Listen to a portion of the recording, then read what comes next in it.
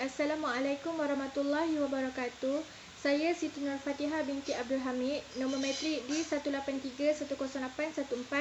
InsyaAllah hari ini saya akan menerangkan artikel yang pertama, iaitu keperluan pelaksanaan kaunseling Islam dalam menangani masalah sosial dalam kalangan remaja di Pusat Pemulihan Akhlak di Malaysia. Baiklah, kajian terhadap kaunseling ini dijalankan di Pusat Pemulihan Akhlak Taman Seri Puteri, Sekolah Tunas Bakti dan juga Asrama Tahanan. Ini dilakukan kerana untuk mengenal pasti persepsi dan penerimaan remaja terhadap perkhidmatan sesi kaunseling. Jangkaan serta harapan remaja di pusat-pusat pemulihan akhlak terhadap kaunseling Islam. Perkhidmatan kaunseling dalam membantu remaja yang menghadapi masalah sosial. Dapatan kajian Jaya Lakshmi 1980, ada perbezaan sikap sikap signifikan ke atas rawatan di antara penghuni lama dan penghuni baru dan antara penghuni yang berlainan bangsa. Manakala Haslani Hassan 1988 pula, pendidikan akhlak dan moral dapat diterapkan melalui pendidikan agama dan kaunseling. Dalam konteks Islam, konsep kaunseling yang dikenali sebagai Al-Irsyad Al-Islami merupakan satu proses penyelesaian masalah menggunakan kaedah dan teknik yang profesional dengan matlamat untuk memahami kekuatan dan menerima takdir Allah. Ringkasannya, pendekatan kaunseling Islam merupakan satu perhubungan manusia dengan manusia dan perhubungan manusia dengan Allah. Di Malaysia, kaunseling Islam mula berkembang dan diperkatakan pada tahun 1980. Menjelang tahun 2000, perkhidmatan kaunseling Islam terus mendapat perhatian daripada cendekiawan. Abdul Ghaffar 2000 mengemukakan pendekatan tarbiyah dalam kaunseling Islam berdasarkan Al-Quran dalam pembangunan insan. Persepsi responden bermasalah terhadap perkhidmatan kaunseling. Sebahagian besar daripada responden iaitu 62.0% menyatakan bahawa kaunseling perlu dalam kehidupan. Manakala perkhidmatan kaunseling dalam membantu menyelesaikan masalah menunjukkan bahawa sebahagian besar daripada responden iaitu 60.1% bersetuju dengan kenyataan tersebut. Dalam hubungan dengan faedah khidmat kaunseling menunjukkan 59.3% responden mengakuinya. Dan peranan kaunselor sebagai seorang yang boleh dipercayai oleh responden menunjukkan 45.3% responden ragu-ragu berbanding 41.5% responden yang yakin dengan peranan kaunselor. Persepsi responden terhadap program keagamaan. Hampir keseluruhan responden iaitu 80.2% bersetuju dengan pandangan bahawa program keagamaan yang dilakukan amat berfaedah. Contoh aktiviti yang dilakukan ialah ceramah agama, membaca Al-Quran, berzikir dan juga qiyamul lail. 65.3% responden menyatakan kekerapan aktiviti agama sepatutnya lebih kerap diadakan. Jangkaan dan harapan responden terhadap kaunseling Islam. Sebahagian responden berpendapat bahawa responden memerlukan kaunselor yang seagama. Penghuni di Pusat Pemulihan Akhlak mengharapkan agar kaunselor dapat menjadi contoh kepada mereka, dan pelaksanaan kaunseling Islam bergantung kepada kebolehan kaunselor berkaitan hukum hakam agama.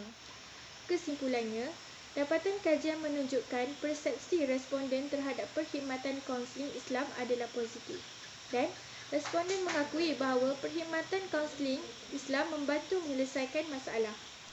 Bismillahirrahmanirrahim. Nama saya Umi Siratul Aisyah binti Muhammad Nazri. Nombor kad matrik di 183100940 dan saya akan meneruskan artikel yang kedua yang bertajuk Kaunseling Islam dalam Pendidikan.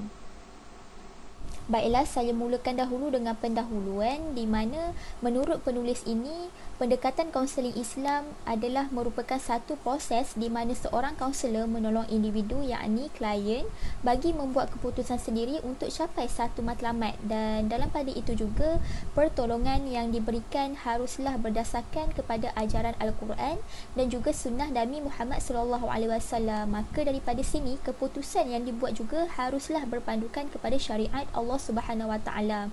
Maka daripada sini, kaunseling Islam ini adalah merupakan satu bentuk pendekatan yang sudah sedia maklum tidak bercanggah dengan Islam, malah ia juga tidak mencakupi hal-hal yang berkaitan tentang hal keduniaan semata, tapi ia juga memfokuskan kepada hal-hal yang berkaitan tentang keimanan seseorang individu itu, seperti ketuhanan, tentang syurga, neraka, dosa, pahala dan juga sebagainya.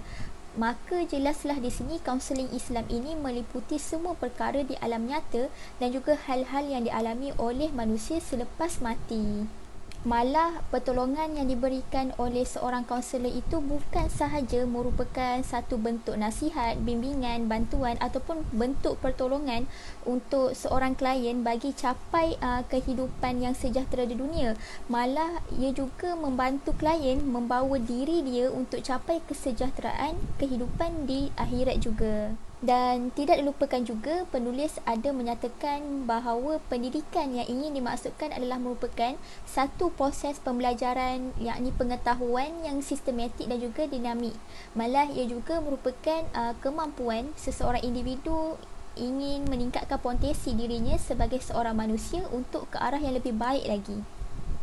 Baiklah, seterusnya saya akan fokuskan pula kepada pengenalan, di mana dalam artikel ini penulis ada menyatakan bahawa perkara utama dalam kaunseling Islam yang pertama yang perlu dititik beratkan oleh kaunselor adalah perlu mengetahui dan juga memahami dengan lebih terperinci dari sudut perspektif Islam mengenai komponen-komponen yang ada dalam diri manusia, di mana daripada sini apabila seseorang kaunselor tu dah menguasai ilmu berkaitan dengan komponen manusia ini, insya-Allah ia akan memudahkan perjalanan sesi di antara kaunselor dan juga klien. Baiklah, perkara utama yang kedua yang penulis telah nyatakan adalah merupakan sikap yang perlu ada di dalam diri kaunselor, di mana pada akhirnya jika kaunselor mempraktikkannya, maka insya-Allah ia akan menjadi sebagai seorang kaunselor Rabbani, di mana daripada sini seorang kaunselor itu akan menjadi seorang yang taat akan perintah Allah dan meninggalkan segala larangannya.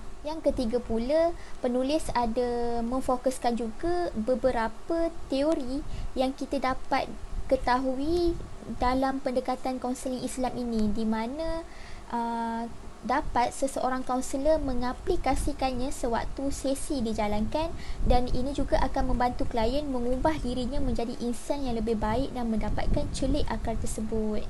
Ringkasnya di sini, penulis ini sebenarnya ingin menyatakan bahawa setiap peranan utama yang saya nyatakan sebentar tadi adalah merupakan satu bentuk pendidikan melalui pendekatan kaunseling Islam kepada kaunselor, agar ia menjadi seorang kaunselor yang dapat didik klien dia agar menjadi seorang manusia yang berfikiran positif, malah boleh menjadi insan yang lebih baik dan boleh menerima segala ujian yang Allah telah tetapkan buatnya sebagai seorang hamba di atas muka bumi ini. Baiklah, seterusnya saya akan pergi kepada komponen di dalam diri manusia menurut pendekatan kaunseling Islam, di mana sudah kita sedia maklum bahawa perkara seseorang kaunselor tu perlu tahu adalah merupakan komponen yang ada dalam diri manusia, di mana dengan kata lain ia membawa maksud kepada fitrah manusia. Maka dari sini penulis telah menyatakan bahawa salah satu fitrah manusia yang Allah telah kurniakan adalah merupakan fitrah iman, di mana fitrah iman ini sudah wujud dalam diri manusia yang hidup di muka bumi ini, di mana secara ringkasnya kita dapat faham bahawa sejak kita lahir, kita sebenarnya sudah lengkap dengan iman, iaitu kita telah mengakui bahawasanya Allah itu Tuhan yang sebenar-benarnya yang berhak disembah dan perlu taat kepadanya. Oleh yang demikian, penulis telah menyatakan dalam artikel ini terdapat 4 komponen yang ada dalam diri manusia, iaitu yang pertama adalah qalbu, yakni hati, yang kedua pula adalah roh, yang ketiga adalah jasad, dan yang keempat pula adalah akal. Dan dalam pada itu juga, dalam artikel ni kita dapat faham bahawa komponen yang ada dalam diri manusia lainnya adalah merupakan nafs, yang membawa maksud kepada jiwa manusia, di mana aspek kejiwaan yang ingin dinyatakan di sini adalah sesuatu keinginan ataupun hawa nafsu. Oleh yang demikian, dalam artikel ini penulis telah menyatakan 3 kategori hawa nafsu yang ada di dalam diri manusia, di mana kita sebagai seorang kaunselor nanti perlulah tahu, iaitu yang pertama adalah nafsu amarah, yang kedua nafsu lawamah, dan yang ketiga pula adalah nafsu mutmainnah. Maka daripada sini melalui pendidikan dengan mengetahui komponen yang ada dalam diri manusia yang terdapat di dalam pendekatan kaunseling Islam ini, jelaslah akan sedikit sebanyak membantu kaunselor untuk memahami manusia itu dengan lebih mendalam lagi. Baiklah, saya masuk pula kepada pendekatan kaunseling Islam dalam pendidikan. Sebelum pergi dengan lebih mendalam lagi, kita sudah sedia maklum tahu bahawa sepanjang hidup kita ni pasti akan libatkan proses pembelajaran dan juga elemen-elemen pendidikan. Maka daripada sini, di dalam pendekatan kaunseling Islam, seseorang kaunselor ni dapat bantu klien dengan tingkatkan keimanan dia sebagai seorang hamba di muka bumi ini dengan memperkasakan fitrah-fitrah yang ada di dalam dirinya. Tak kisahlah daripada sudut fitrah jasmani, fitrah rohani, fitrah nafs, yakni jiwa dan juga hati. Malahan dengan pendekatan kaunseling Islam ini, kaunselor sebenarnya dapat berikan peringatan dan juga nasihat kepada klien bahawa dengan taat dan ikut ajaran yang disampaikan oleh Nabi Muhammad, pada akhirnya akan bantu diri dia sendiri untuk tingkatkan keimanannya, dan daripada sini juga ia akan bantu selamatkan diri dia daripada melakukan perkara yang dimurkai oleh Allah Subhanahu Wa Taala, dan juga akan dapat kebahagiaan malah ketenangan di dunia maupun di akhirat. Maka daripada sini penulis nak menyatakan bahawa bila seseorang kaunselor gunakan pendekatan kaunseling Islam ini sewaktu sesi dijalankan, ia sebenarnya membantu klien tu dapatkan celik akal, di mana daripada sini walaupun individu itu ditimpa dengan ujian berat, tapi dengan ingat Allah dan juga disebabkan iman yang ada dalam diri dia, individu tersebut akan mempunyai hati yang tenang dalam mengharungi ujian Allah yang diberikan kepadanya.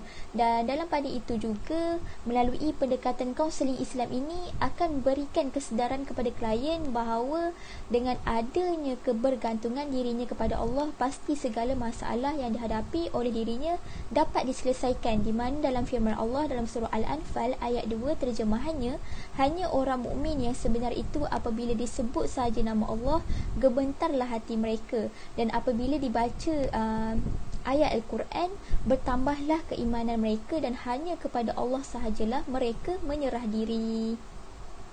Baiklah, seterusnya saya akan fokuskan pula kepada pendidikan melalui teori pendekatan kaunseling Islam, di mana sebagai seorang kaunselor kita perlu tahu apakah teori yang boleh digunakan untuk bantu klien tu dapatkan celik akal. Maka dari sini kaunselor perlu mempelajarilah beberapa teori yang boleh digunakan seperti yang dinyatakan oleh penulis, di mana terdapat dua teori yang dapat diaplikasikan menurut pendekatan kaunseling Islam, iaitu yang pertama teori Al-Mau'iyah Al-Hasanah dan juga teori Mujadalah yang baik. Baiklah, saya akan fokuskan dahulu teori yang pertama, di mana teori Al-Mau'izah Al-Hasanah, di mana teori ini membicarakan tentang pelajaran-pelajaran ataupun ikhtibar yang diperolehi daripada perjalanan para nabi dan juga rasul. Dan untuk aplikasikan teori ini, sebaiknya kaunselor perlu kuasai dengan baik sirah para nabi, riwayat hidup dan juga perjuangan-perjuangan orang yang agung. Maka dengan aplikasikan teori ini, sebenarnya kita sebagai kaunselor nanti dapat fahami bahawa bila kita ceritakan suatu kisah yang sudah termaktub dalam Al-Quran, sebenarnya dapat membantu individu itu muhasabah dirinya semula daripada peristiwa ataupun perjuangan yang telah dilalui oleh para nabi dahulu. Baiklah, yang kedua pula adalah teori Mujadalah yang baik, di mana teori ini digunakan bila seorang klien tu sedang dalam keadaan bimbang, dan juga klien ni nak cari kebenaran yang dapat yakinkan dirinya bila dia hadapi isu yang dirinya sukar untuk ambil keputusan, sedangkan semua keputusan tu adalah baik dan benar untuk dirinya sendiri. Dan secara ringkasnya, teori ni sebenarnya nak hilangkan keraguan dan juga prasangka negatif ikut kebenaran dalam Islam. Baiklah, seterusnya saya akan fokuskan pula kepada sikap kaunselor melalui pendekatan kaunseling Islam, di mana penulis ada menyatakan beberapa sikap kaunselor yang perlu ada dalam diri mereka. Oleh itu, sikap dan sifat yang boleh dicontohi oleh para kaunselor adalah merupakan sikap dan sifat daripada Nabi Muhammad SAW, di mana kita boleh ambil contoh daripada sikap dan sifat beliau apabila menghadapi umatnya dalam mengajak dan membimbing mereka ke jalan Allah, iaitu dengan sikap yang lemah lembut, pemaaf, bermusyawarah dan juga bertawakal kepada Allah Subhanahu Wa Taala. Maka daripada sini penulis ada menyatakan beberapa sikap kaunselor dalam pendekatan kaunseling Islam, iaitu yang pertama adalah lemah lembut, yakni layyinun, di mana ia merupakan sikap yang asas dan harus dimiliki oleh seorang kaunselor seperti yang dicontohkan oleh Rasulullah SAW, di mana kita sudah sedia maklum baginda merupakan seorang yang mempunyai sifat yang lemah lembut, sehingga para sahabat merasa sentiasa senang hati apabila bersama-sama dengan baginda. Oleh itu, jika sifat lemah lembut ini dimiliki oleh kaunselor, sudah semestinya akan membuat klien gembira dan selesa, dan daripada sini juga ia akan memudahkan kaunselor memberikan bimbingan kepada klien. Baiklah, yang kedua pula adalah pemaaf, yakni al-afwa, di mana kita sudah sedia maklum kemungkinan seorang kaunselor akan berhadapan dengan klien yang mempunyai pelbagai kerenah, dan bagi klien yang mempunyai masalah psikologi ni, dia pasti akan buat pelbagai kesalahan, sama ada dari segi bercakap ataupun bertindak, seperti tidak datang sesi pada tepat masanya, tidak menepati janji ataupun kurang sopan apabila bercakap. Maka daripada sini menurut Shibab, istilah maaf bererti menghapuskan atau memaafkan bekas luka hati akibat tindakan pihak lain yang dinilai tidak wajar. Oleh itu, sikap pemaaf ini amat penting dimiliki oleh seorang kaunselor. Baiklah, yang ketiga pula adalah memohon ampun, yakni wastaghfir lahum, di mana sikap suka memohon terhadap orang lain merupakan satu sikap yang mulia. Sebagai contohnya, Rasulullah SAW bukan sahaja suka memaafkan kesalahan orang lain, tapi dalam pada itu juga beliau memohon keampunan kepada Allah Subhanahu Wa Taala bagi orang yang berbuat kesalahan tersebut. Oleh itu, sikap seperti inilah yang harus dimiliki oleh para kaunselor, sebagai contohnya kepada kepribadian bagi klien dan juga masyarakat, di mana kaunselor juga akan selalu berhadapan dengan klien yang mempunyai masalah ataupun kepribadian yang menyimpang. Maka daripada sini, selain kaunselor memberikan bimbingan dan layanan ke atas klien, kaunselor juga mestilah berdoa memohon keampunan daripada Allah di atas kesalahan klien dan juga kesihatan kliennya. Yang keempat pula adalah tawakal, yakni berserah diri kepada Allah, di mana kita sudah tahu sebagai seorang kaunselor kita mesti percaya bahawa segala hasil dari sesi kaunseling di atas usaha kita untuk tolong klien tu hanya datang daripada Allah semata-mata.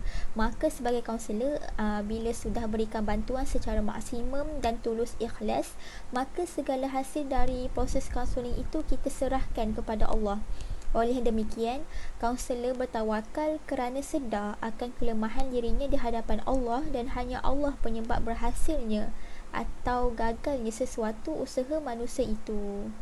Baiklah, yang terakhir pula adalah penyayang, yakni rahim, di mana memandangkan tugas seorang kaunselor ialah membantu kliennya yang bermasalah, yang mungkin terdiri daripada pelbagai bangsa, agama, suku dan juga sebagainya. Maka dengan mempunyai sikap penyayang ini, kaunselor akan dapat berikan layanan yang baik kepada semua kliennya.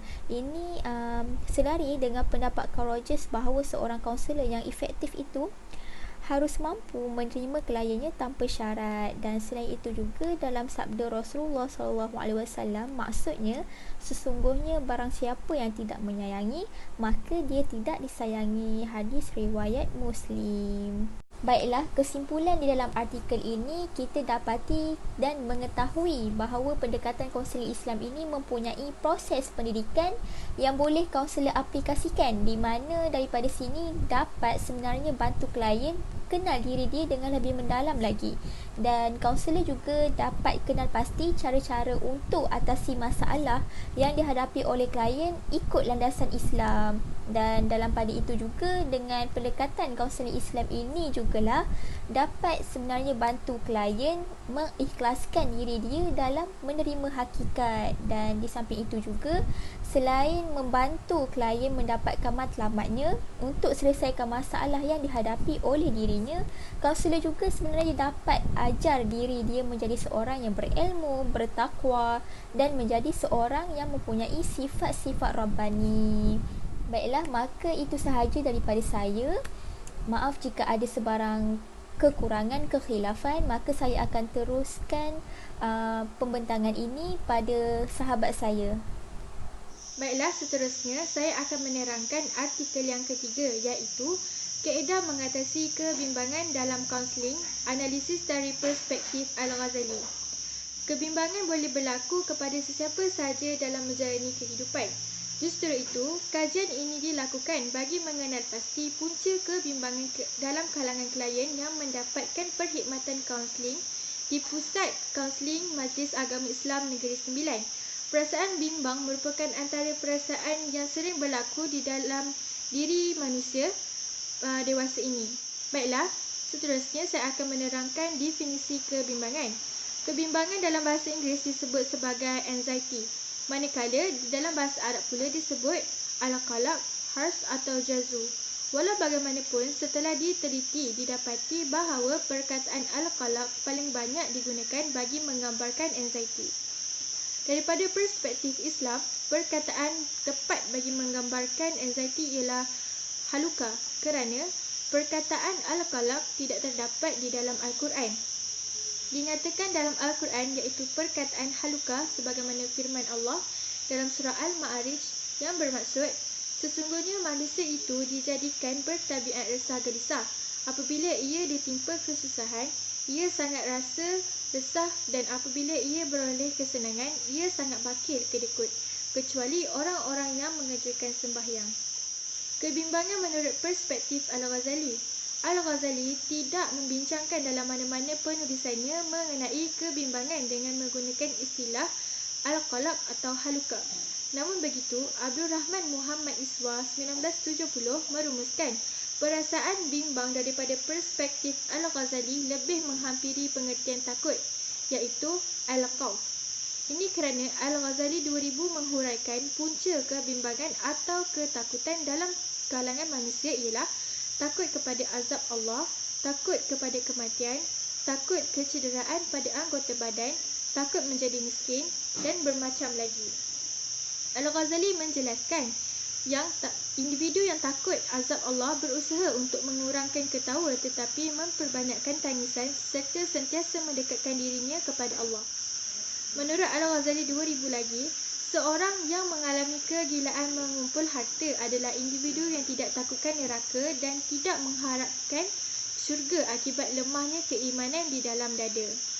Penemuan ini menjelaskan bahawa kebimbangan menurut Al-Ghazali adalah ada kalanya boleh mendatangkan kebaikan dan ada kalanya jika keterlaluan dan tidak dapat dikawal boleh mendatangkan kemudaratan. Contohnya mengenai azab Allah dan kematian boleh mendatangkan kebaikan kerana mendorong seseorang itu menjauhkan dirinya daripada maksiat. Manakala kebimbangan akan kehilangan pangkat dan harta di dunia boleh mendatangkan keburukan kepada seseorang kerana terlampau mengejarkan dunia. Kes-kes kaunseling berkaitan kebimbangan di Pusat Kaunseling Majlis Agama Islam Negeri Sembilan. Yang pertama, 88.9% iaitu 8 orang kaunselor pernah mengendalikan kes yang berkaitan dengan kebimbangan dalam kalangan klien, dan 69.4% iaitu 25 orang dalam kalangan klien dalam kajian ini mengatakan bahawa masalah yang mereka hadapi ialah berkaitan dengan kebimbangan. Analisis pendekatan kaunselor daripada perspektif Al-Ghazali. Pertama, berusaha mencari kehidupan di samping yakin dengan rezeki yang akan diberikan Allah kepadanya. Yang kedua, menggalakkan individu Muslim agar terus berusaha mencari pekerjaan kerana mencari pekerjaan itu merupakan perkara penting dalam Islam. Yang ketiga, cadangan kaunselor supaya klien memperbanyakkan zikir bagi meredakan kebimbangan. Yang keempat, menyedarkan klien bahawa perasaan bimbang merupakan ujian Allah bagi menguji keimanan. Dan yang kelima, Al-Ghazali juga menerangkan individu Muslim perlu yakin dengan jaminan Allah yang akan memberi rezeki. Kesimpulannya, justru penerapan elemen Islam dalam kaunseling bukan isu yang asing dalam masyarakat Islam. Malah, mengaplikasikannya bukanlah satu yang menyalahi etika dan kod kaunseling. Hal ini sebenarnya akan memperkayakan kaedah dan pendekatan kaunseling selain yang sedia ada berdasarkan teori dan amalan kaunseling barat. Assalamualaikum warahmatullahi wabarakatuh. Nama saya Nona Nafisa binti Muhammad Azhar, nombor matrik D18310812, dan sekarang ni saya akan membentangkan tentang artikel yang keempat, iaitu pembentukan teori dan amalan kaunseling dari perspektif Islam. Penulisnya adalah Zainuddin Omar. Okey, saya akan mulakan kepada pengenalan di dalam artikel ini. Pengenalan di dalam artikel ini menceritakan apa itu teori. Seperti yang kita tahu, teori ini dia merupakan penunjuk arah kepada seorang kaunselor untuk menjalankan sesuatu sesi kaunseling. Teori-teori yang menjadi pegangan kepada seorang kaunselor akan mempengaruhi nilai dan amalan seorang kaunselor tersebut. Akan tetapi, di dalam artikel ini menerangkan tentang dilema yang dihadapi oleh para kaunselor Islam. Sama ada mereka ingin meneruskan sesi ataupun patuh kepada pegangan agama Islam. Hal ini kerana teori-teori yang digunakan kebanyakannya berasal daripada Barat. Jadi, artikel ini akan menerangkan apakah teori yang akan digunakan oleh para kaunselor Islam ini jika mereka menolak teori-teori Barat. Okey, kita teruskan kepada pengenalan kaunseling dari perspektif Islam. Di dalam Al-Quran sendiri telah menceritakan punca-punca terjadinya masalah psikologi yang dihadapi oleh manusia. Seperti mana firman Allah Subhanahu Wa Taala dalam surah Yunus ayat 57, "Wahai umat manusia, sesungguhnya telah datang kepada kamu Al-Quran yang menjadi sumber nasihat pengajaran dari Tuhan kamu dan yang menjadi penawar bagi penyakit-penyakit batin yang ada di dalam dada kamu, dan juga menjadi hidayah penunjuk untuk keselamatan serta membawa rahmat kepada orang-orang yang beriman." Jadi dapat kita fahamkan di sini bahawa Al-Quran sudah ada jawapan kepada segala masalah psikologi yang dihadapi oleh manusia. Okey, selain itu terdapat juga seruan Allah Subhanahu Wa Taala di dalam surah An-Nahl ayat ke-125 yang berkaitan dengan kaunseling. Seruannya ialah, ajaklah manusia kepada jalan Tuhanmu berdasarkan kebijaksanaan dan tutur kata yang baik, dan ajaklah mereka berdiskusi dengan cara yang paling baik. Okey, ayat ini sering disalahertikan sebagai seruan dakwah kepada orang Islam dan bukan Islam. Sedangkan ayat ini membawa maksud yang lebih luas lagi, iaitu seruan ke arah kebaikan dengan menggunakan potensi yang ada di dalam Al-Quran. Jadi, seruan yang dikatakan dakwah ini jika dapat dikembangkan secara profesional, maka ia berpotensi untuk menjadi bidang ilmu yang selari dengan kaunseling. Okey, kita teruskan kepada pembentukan teori dan amalan kaunseling dari perspektif Islam. Okey, Islam ini merupakan satu agama yang dipilih oleh Allah Subhanahu Wa Taala yang bersifat lengkap dan sistem yang sangat komprehensif dari segi kehidupan dan amalannya. Antara permis teologi yang menjadi landasan kehidupan seorang Muslim ialah setiap Muslim ini disuruh oleh Allah Subhanahu Wa Taala untuk menyebarkan risalah tauhid serta perlu disebarkan kepada semua manusia. Bagi Kasim Ahmad 1987, Islam ini dia bersifat universal. Idea yang dicetuskan mengenai Islam sangat pelbagai dan mencakupi tafsiran Islam yang luas, yang dapat memberikan asas kefahaman penting dalam meletakkan perspektif Islam dalam pelbagai ilmu, termasuklah bidang kaunseling. Okey, kita akhiri dengan kesimpulan. Di dalam artikel ini telah menceritakan tentang dua teori, iaitu teori pendekatan Barat dan teori pendekatan Islam.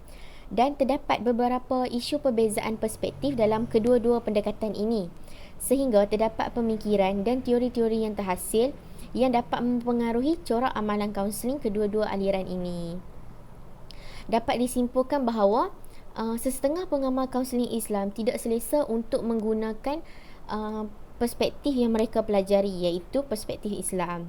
Oleh itu, terdapat keperluan kepada para pemikir Islam, khasnya dalam bidang psikologi dan kaunseling, untuk meneroka asas-asas keilmuan Islam yang berkaitan dengan kejiwaan manusia untuk membina satu struktur ilmu kaunseling berdasarkan perspektif Islam, supaya struktur ini dapat menandingi teori-teori Barat. Sekian, terima kasih. Assalamualaikum warahmatullahi wabarakatuh.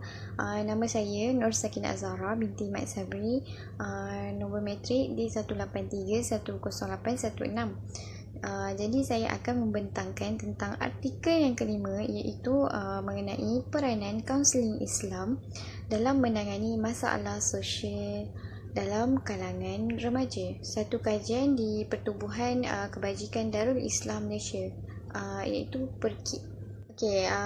Untuk pendahuluan, seperti mana yang kita tahu, kaunseling ni adalah secara umumnya adalah satu proses di mana untuk kita untuk kaunselor menolong seseorang klien untuk menangani kesukaran hidup yang dihadapi ataupun dialami oleh mereka. Lebih tepat lagi, menolong atau membimbing mereka untuk mencari jalan penyelesaian bagi segala masalah yang mereka hadapi. Untuk kaunseling Islam pula, kita dapat mendefinisikan yang kaunseling Islam ni adalah satu proses pertolongan untuk menolong seseorang individu itu dalam memberi bimbingan dan nasihat bagi membuat sesuatu keputusan untuk mencapai matlamat ataupun jalan penyelesaian berdasarkan kepada ajaran Al-Quran, hadis, as-sunnah maupun ijma' ulama'. Untuk pengenalan, saya ringkaskan di sini yang artikel ini banyak mengkaji tentang permasalahan masalah sosial dalam kalangan remaja dan faktor-faktor berlakunya masalah sosial tersebut. Jadi faktor-faktor utama masalah sosial dalam kalangan remaja yang diperoleh daripada data melalui Pertubuhan Kebajikan Darul Islam Malaysia PERKIB antaranya adalah daripada diri mereka sendiri, pengaruh rakan sebaya dan keluarga. Jika kita lihat daripada faktor daripada diri mereka sendiri adalah remaja mereka sedang melalui fasa untuk berubah, membuat perubahan untuk menjadi seorang yang lebih, orang kata, dewasa lah. Jadi remaja pada masa sekarang pun, pada masa kini, mereka banyak terdedah dengan perkara-perkara negatif. Jadi perkara-perkara tersebut akan mempengaruhi mereka untuk melakukan, dan mereka menganggap perkara itu seronok dan mencabar diri mereka. Jadi disebabkan itu jugalah ia berpunca daripada diri mereka sendiri. Seterusnya adalah daripada pengaruh rakan sebaya. Kalau kita lihat, remaja dia lebih banyak menghabiskan masa dengan kawan-kawan, menceritakan segala hal dengan kawan-kawan. Jadi dari situ, bila mana remaja tersebut tersalah memilih rakan atau kawan-kawan yang terlibat dalam gejala sosial, jadi mereka sendiri akan terpengaruh dengan rakan-rakan mereka yang mempunyai masalah gejala sosial tersebut. Dan remaja ini sifatnya inginkan keseronokan. Jadi apabila mereka mencuba, dan mereka akan ketagih untuk mencuba lagi. Dan ketiga adalah faktor keluarga. Faktor keluarga ni, kalau kita tahu, ibu bapa ni sebenarnya lebih hampir dengan remaja kerana anak-anak mereka lah.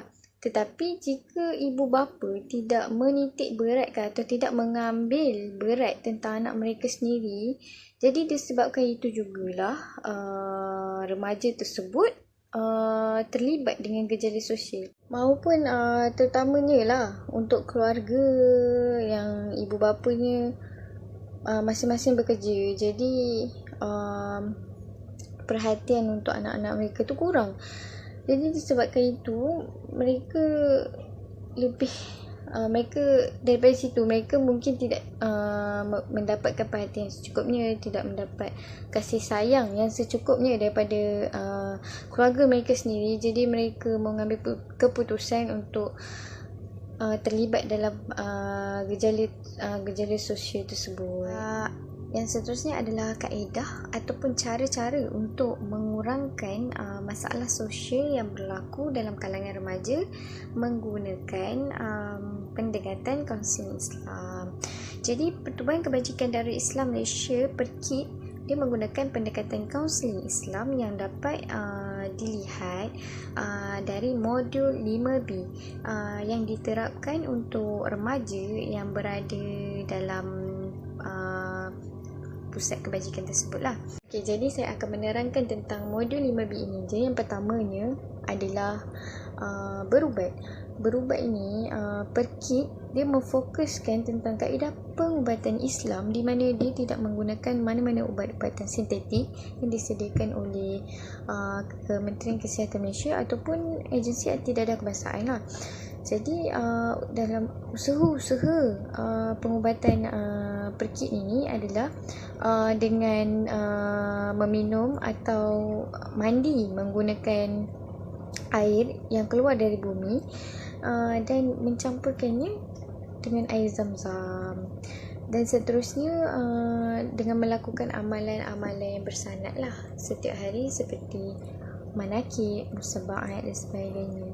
Manakib ni dia kiranya lebih kepada pembacaan Al-Quran, doa-doa, zikir. Sama seperti musabaat. Musabaat ni lebih kepada zikir lah, amalan-amalan zikir ataupun wirid. Jadi yang keduanya adalah bertaubat. Bertaubat ini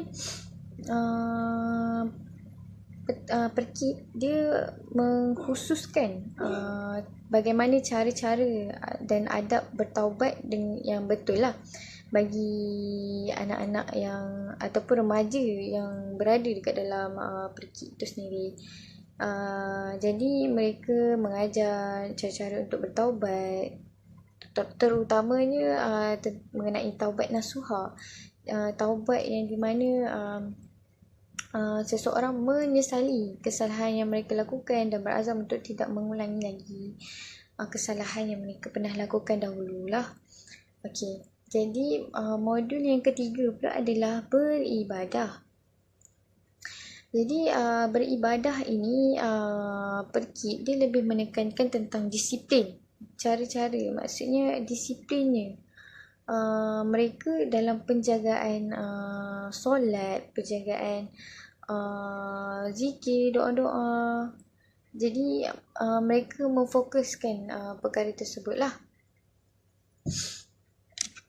Seterusnya adalah bermujahadah. Jadi PERKID ini mendidik remaja untuk bermujahadah dalam melakukan apa jua perkara yang mereka ingin lakukan. Maksud bermujahadah di sini adalah melawan perkara-perkara yang negatif, melawan hawa nafsu. Jadi setiap perkara yang mereka ingin lakukan, mereka mestilah lakukan dengan bersungguh-sungguh supaya hasil yang bakal dicapai itu adalah seperti apa yang mereka harapkan lah daripada rancangan mereka ataupun lebih baik lagi.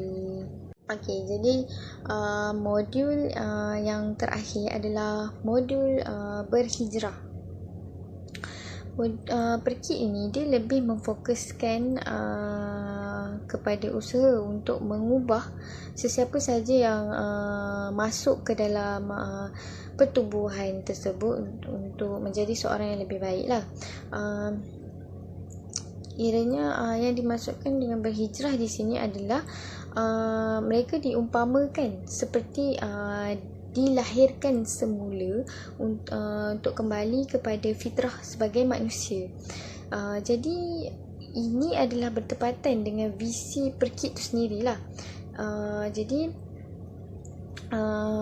mereka yang baru masuk ke dalam pertubuhan ataupun pusat pemilihan tersebut adalah mereka akan diasingkan di dalam sebuah bilik daripada remaja-remaja yang dah lama masuk ke dalam pertubuhan itu. Ini adalah tujuan untuk mereka bermuhasabah diri ataupun rewash yang mengambil masa minimum selama 40 hari lah. Jadi antara usaha lain yang mereka lakukan tu adalah mempunyai satu bilik detox. Okey, jadi bilik detox ni adalah satu bilik kuarantin yang hanya akan diduduki oleh anak remaja yang baru masuk dan yang bermasalah sahaja. Jadi dalam bilik tersebut anak remaja itu akan diajar cara-cara untuk mengaji, solat, cara-cara untuk bertaubat, zikir, dan perkara-perkara asas agama yang lain lah yang perlu diketahui sebagai seorang Muslim. Jadi penekanan yang utama dalam bilik detox ni adalah taubat, yang sebenar-benarnya taubat lah. Jadi selagi remaja yang berada di dalam bilik tersebut